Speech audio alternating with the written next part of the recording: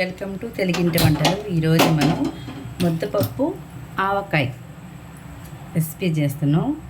చాలా బాగుంటుంది. ఫస్ట్ అయితే మనం స్టవ్ వెలిగించి ఒక బాండ్లో పెట్టుకొని కొంచెం ఆయిల్ పోసుకుందాం. ఒక అర టీ స్పూన్ ఆవాలు, ఒక అర టీ స్పూన్ జీలకర్ర, పచ్చెనగపప్పు ఒక అర టీ స్పూన్, మినపప్పు ఒక అర టీ స్పూన్. కొంచెం ఇట్లా మనం తెల్లగడ్డని పొట్టు తీసేసి ఇట్లా సన్నగా కట్ చేసుకుంటే బాగుంటుంది. ఒక 5-6 గ్రాములు వేస్తున్నానండి నేను. పచ్చిమిరపకాయ చిలుకలు అవన్నీ దోరగా వేగిపోయాక ఎర్రగడ్డ ముక్కలు ఈ సైజులో కోసుకోవాలన్నమాట. ఆవకాయ ముద్దపప్పులోకి ఈ సైజు ఎర్రగడ్డ ముక్కలు ఇట్లానే బాగుంటుంది అన్నమాట.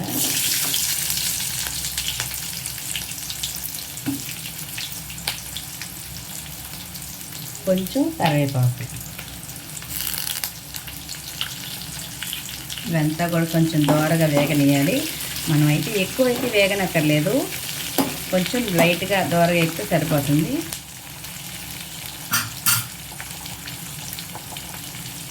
ఒక 2 ఎండుమిర్చి కూడా తీసుకుంటే చాలా బాగుంటుందండి. 2 ఎండుమిర్చి కూడా కొంచెం ఇట్లా చిలికల్లా చేసేసి వేసుకోవాలి. ఈ ఎర్రగడ్డ ముక్కలు ఇవన్నీ కొంచెం లైట్గా వేగాక మనం అయితే కొంచెం ఇంగ వేసుకుందాం. ముద్దపప్పు ఆవకాయకి కొంచెం ఇంగ వేసుకుంటే చాలా బాగుంటుంది.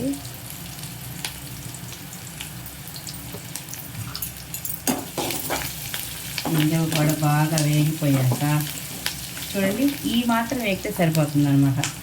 ఇప్పుడైతే మనం కొంచెం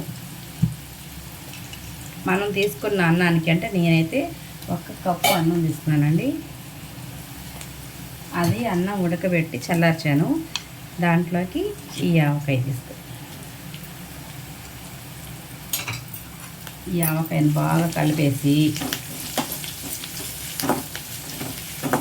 ఇట్లా మొత్తం కలిపేసుకోవాలండి. కరిగేటట్టు మొత్తం ఇట్లా మొత్తం కలిసేటట్టు కలుపుకొని ఇప్పుడు మనం ముద్దపప్పు తీసుకుందాం. ముద్దపప్పు నేను విడిగా అన్నం విడిగా ఉడకపెట్టానండి. మీరు కావాలంటే 1 కప్పు బియ్యము, 1 కప్పు పప్పు 2 వేసుకొని కడిగి కుక్కర్లో పెట్టుకొని ఉడకపెట్టుకోవచ్చు. నేనైతే విడిగా ఉడకబెట్టి ముద్దపప్పును పెట్టాను.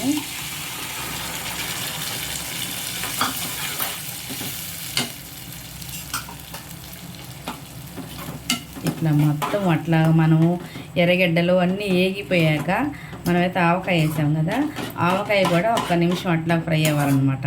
ఫ్రై అయిపోయాక ఇట్లాగా కొంచెం ఈ ముద్దపప్పుని ఇట్లా కలుపుకొని ఇప్పుడు మనం అన్నం ఉడకబెట్టి చల్లారబెట్టాం కదండి, అదైతే వేసేసుకుందాం.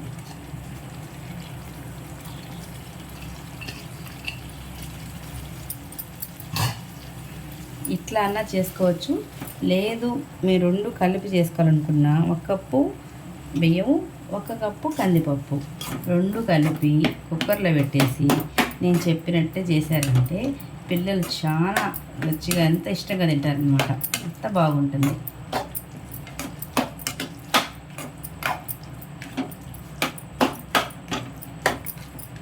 అసలు కలుపుతుంటేనే ఆ స్మెల్కి అయితే పిల్లల కన్నా ముందు నాకు తినాలనిపిస్తుందండి నిజంగా. అంత బాగుంది. ఇప్పుడు దీంట్లోకి మనం పప్పు ఉడకబెట్టేటప్పుడు అస్సలు ఉప్పు వేసుకోలేదు కాబట్టి కొంచెం వేసుకుందాం. రుచికి సరిపడా సాల్ట్ మొత్తం కలిపేసుకుందాం. రుచికి సరిపడా వేసుకుంటే సరిపోతుంది. ఈ రెసిపీ అనేది కొంచెం ఇంత గట్టిగా కాకుండా కొంచెం లూజుగా ఉండాలండి. అప్పుడు పిల్లలకు బాగా ఇష్టపడి తింటారు. ఇప్పుడు మనం దీంట్లో అయితే కొంచెం వాటర్ ఎక్కువ అవసరం లేదు, కొంచెం వేసుకొని 1 నిమిషం అట్లా ఉడకనిద్దాం.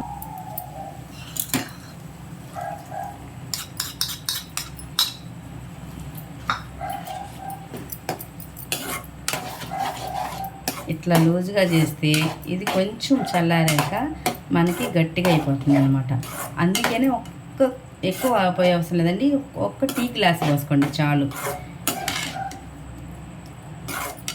దీంట్లోకి మనం ఏమి తాలింపులు వేపుళ్ళు ఏం చేసుకోకర్లేదండి. ఒక్క 4 అప్పడాలు వేయించుకొని పక్కన పెట్టుకున్నామంటే తినే కొద్దీ తినాలనిపిస్తుంది అనమాట. అంత బాగుంటుంది ముద్దపప్పుతో ఆవకాయ. సూపర్.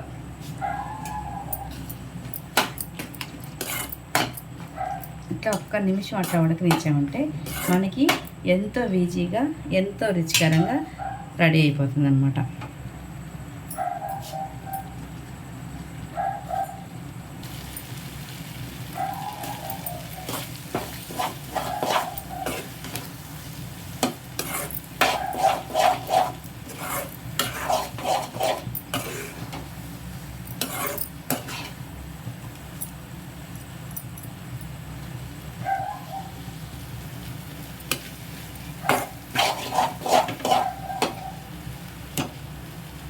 చూసారు కదా ఫ్రెండ్స్, ఇంతే.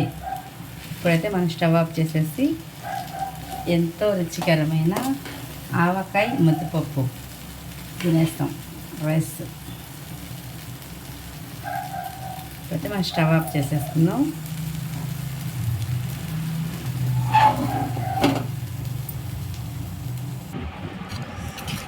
ఎంతో రుచికరమైన ఆవకాయ ముద్దపప్పు అయితే టేస్ట్ చేసేస్తుందాం.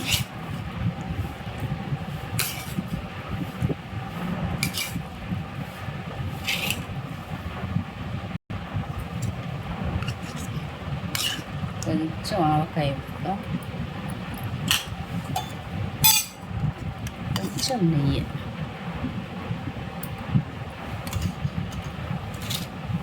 అప్పడాలు. ఇంతకన్నా ఏం కావాలండి మనకి? ముద్దపప్పు ఆవకాయ, దాంట్లోకి అప్పడాలు. మీరు కావాలంటే జీడిపప్పు కూడా తాలింపు పెట్టేటప్పుడు వేసుకోవచ్చు. నేనైతే వేయలేదు, మీకు కావాలంటే వేసుకోవచ్చు. నేనైతే ఇట్లాగే చేసి పెడతానండి. మా పిల్లలు కడుపు నిండా తింటారు. చాలా బాగుంటుంది. తప్పకుండా మీరు కూడా ట్రై చేయండి. ఓకేనా ఫ్రెండ్స్?